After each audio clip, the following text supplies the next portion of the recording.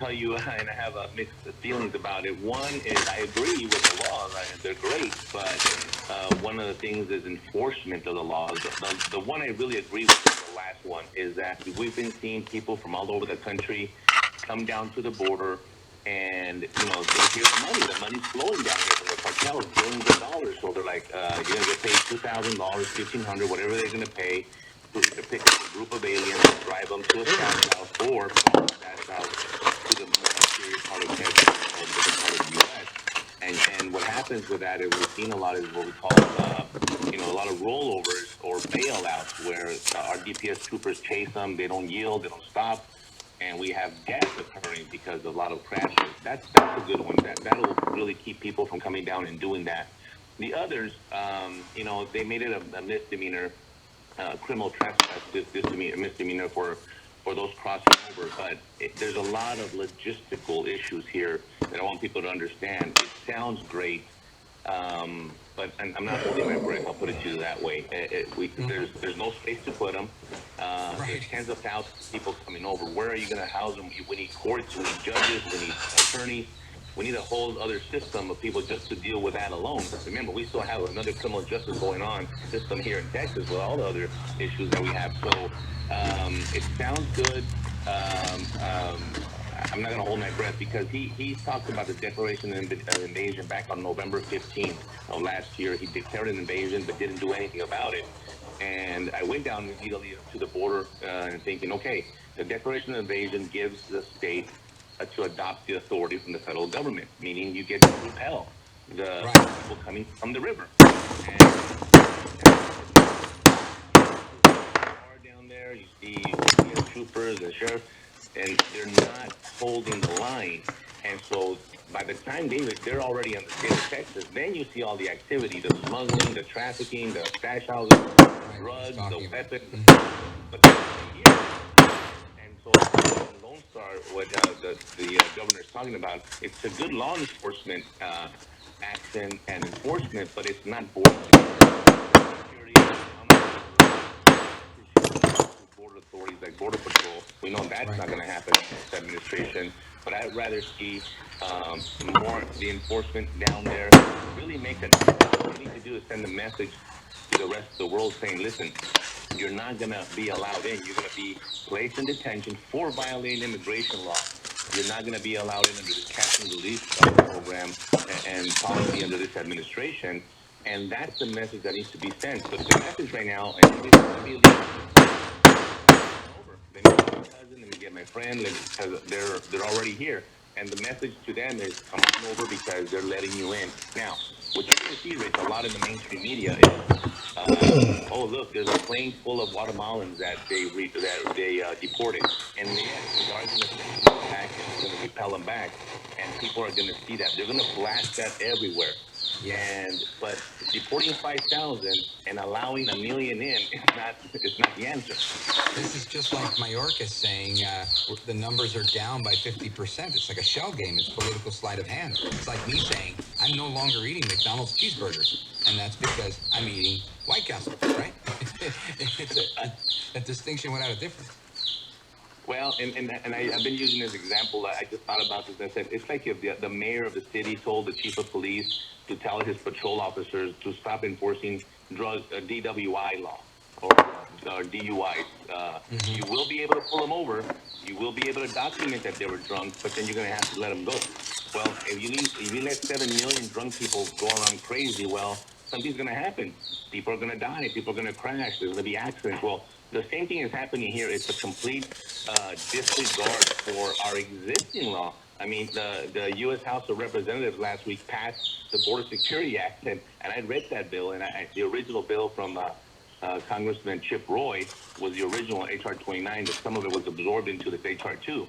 And I said, okay, Yeah, well, this is a HR good two. start. This is a good bill. But we're at a point in our country that we're having to pass laws to enforce the existing law. It doesn't make any sense. Well, how do we fix that? What do you got to do? Run for Congress? Maybe, and that's what I'm doing because I go around the country and I've been doing public speaking for the last several years, and I share I stay on top of the border on a daily basis, and you should see the videos that I get and from the cartel violence, and and everything else that continues to happen, the mass that. And I know border security. I'm a subject matter expert in human trafficking, but I also have experience in Mexico and Europe and in Washington as a U.S. diplomat that I have the skills to negotiate here. But for the people, and I want to do something that should be, done originally. We're supposed to be a representative of the people and for the people, and I want to give that power back to them and do what they want, not what the representative wants or the party wants or the special interest. It's to take care of U.S. citizens first. I'm not ashamed to say it. We're at a point where we must take care of our citizens first. I'm okay with helping others, but we're at a point where we America first.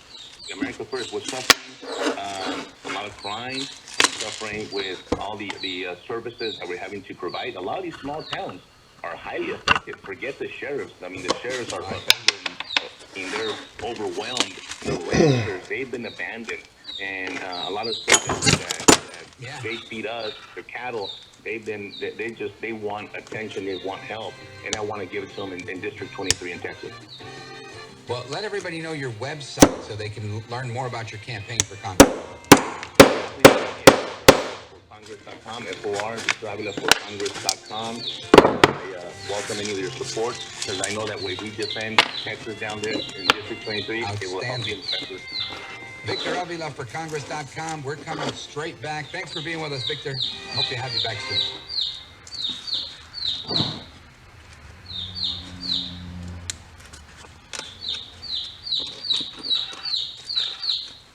Temperatures are in the 60s at Hometown Radio. Forecast calling for partly cloudy skies tonight, overnight lows in the mid-50s.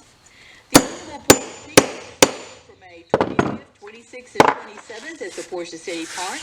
Carnival armbands are on sale at Portia City Hall for $20 cash only. Armband sales will end at close of business on the 25th. Armbands will sell for $25 each on the carnival grounds. Armbands are good for your choice of one night of Act, Interstate Highway Act in the 1950s, was to move troops quickly in case we were attacked in times of war. So this has military application as well. Gentlemen, I confess to you here, I think we are in a lot of trouble, and I don't see any way out of this. I think we've already been defeated from within. I second that. I do second that. Traitors from within, traitors from without. Probably the hardest topic I've ever spoken on or actually wrestled with the Lord on is this very topic tonight. So I think this is a watershed joint venture, Dave and I, Hodges, to bring to the American people the clarion call or the reality call. If you look at everything that's taken place, even in the positioning of the troops out, on the Ukrainian western border and Russia's western border, Ukrainian's eastern border, you're seeing a strategic buildup, and you're seeing the statements rising against NATO. The Russians know exactly what's going on, and quite candidly, the wrong policy is encirclement. What Vladimir Putin has done, and look, when I call him a genius, I'm not endorsing him. I want to make that clear.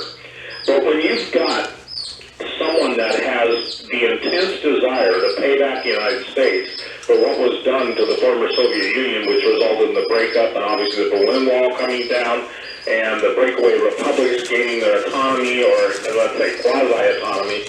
The thing that's hard, Doug, is get the American people to understand that we're an occupied nation. All of the troops here have one goal. Dave, I don't know when you first heard about the numbers of foreign troops in this country, but back in probably 1995, it was in the 300,000 numbers, and people always said, well, where can they hide all those people? I don't see them. Well, if people will put themselves back into remembrance under George Bush Sr., 100-plus bases were basically closed or seemingly closed, and guess what? Those bases were all Cold War bases that had extensive underground tunnels and extensive underground bomb shelters, if you will, nuclear fallout shelter capabilities. At the latest count, I'm told it's 865,000. And let me share something. I could not get numbers like that, even making them up. Those were given to me at the point in probably 1995, and later even in the 2007, 2008, when it was updated by 4-star generals and Special Operations Command. So what I'm trying to tell people tonight is this. It's been said that, you know, how do I say this? America would never be taken over from without, but only from within. And the rah-rah that, you know, such a state has this many hunters or this many guns, it means nothing when you talk about modern warfare, drone warfare, electromagnetic weaponry, mind control, Gwyn towers that are turned on and tuned in to the specific brainwave frequencies. Now, this isn't rah-rah. These are U.S. patents, Doug, Joe, and Dave. So here's where we're at. We are a nation prepared for destruction. This nation has made war on the living God. We've heard at the Air Force Academy, openly seeking Wiccan high priests and warlocks, and everybody in the world is welcome. Very inclusive, except, of course, the airmen that want to walk with Jesus Christ. Why this is important, it is a question of faith. When you see the entire moral fiber, and when I talk about moral, there was a time when the justice system at least sought for equity and sought for truth. The whole judicial system was based on evidence, and a man was presumed innocent until proven guilty.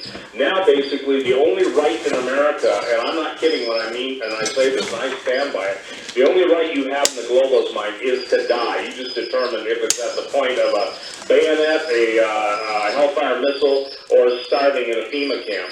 The fact that these people have put these things into play, and I'm not arguing tonight. I'm not arguing with the people that don't believe any of this stuff. They're simply going to die.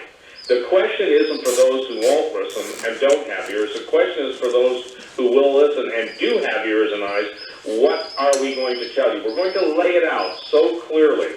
It doesn't matter if it's the absolute amazing revelations of Golitsyn. Dave referred to it earlier, or Viktor Suvorov, or Vitaly Metrokin, the highest-ranking KGB archivist, and where Golitsyn and some of the other ones, Bezimiansky, I don't know if I'm pronouncing his name right, but the point being is these guys told us how it was going to play out. Yet over and over, the New World Order was droning on. It started with George Bush Sr. and his, 235 references to it, you know? The thing that we're at right now is we're at a crisis point. And by the time tonight is over, I'm praying that God has such a baptism of revelation for his believers that they understand the serious nature of the hour. Going to church and listening to contemporary music, and I call it contemporary music, is not going to get a person into the kingdom of God, nor are listening to pissant sermons from pickpockets in the pulpits, okay? There you go, Dave. Pissant sermons from pickpockets in the pulpit. So these are the things we've got to cover tonight, because I personally, and most people know this, I live in Bozeman, Montana. Bozeman is 80 miles north of Yellowstone Park. Instead of worrying when the super volcano is going on, you got to worry about who owns Yellowstone Park. I can tell you, because of my location, all the years I've been on the radio, I've had National Park Service guys stop in my store in Bozeman and tell us that they were driving, I don't know if I told you this, Dave, but Chinese dignitaries around, and he was literally tearfully, so shaken up, he said, we gave the Chinese Yellowstone for collateral, and I've been driving the bigwigs around.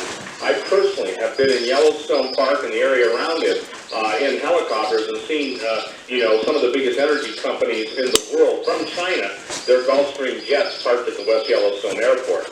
So the point that I'm trying to make to everyone, Dave made a very important and critical point. We, Doug, are at the position now of a destruction, implementation, and takeover. The takeover being signed behind the scenes is au fait accompli. Now, that means the feat is accomplished. Now we basically are waiting for the eviction and being moved to whatever areas they want to move. Obviously, there are people that will resist, and I'm not one of those people that says, you just basically go along with evil. I can build faith that obviously self-defense and providing for one's family's protection is totally biblical, whereas pacifism, surrender, and giving into evil is not what God called us to be. He called us to be overcomers, not succumbers. There's a twofold. You've got a left hand, you've got to deal with everything you can deal with. The right hand, you trust the Lord. You don't lean on the arm of flesh, but you lean on His arm. So we're in that total takeover phase. We've already poured out our birthright. And you know, Dave, you know this, our children and grandchildren have no future apart from the Lord God of heaven taking them and protecting them, because these entities, and Doug, you referred to the general from China, who basically said the only thing from stopping the Chinese from wiping out every man, woman, and child in the United States and America is whether their soldiers will go along with it or not. Is that not true? That is exactly right. Doug, I know you said that, haven't you? Well, yeah, and this is referenced in various literature from unrestricted warfare by two Chinese journals that wrote this book. And of course, yes, I mean, it matches up.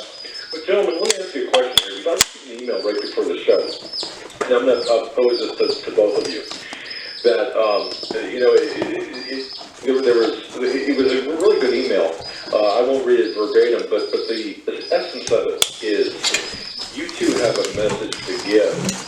And of course we know that ultimately we know how the story ends.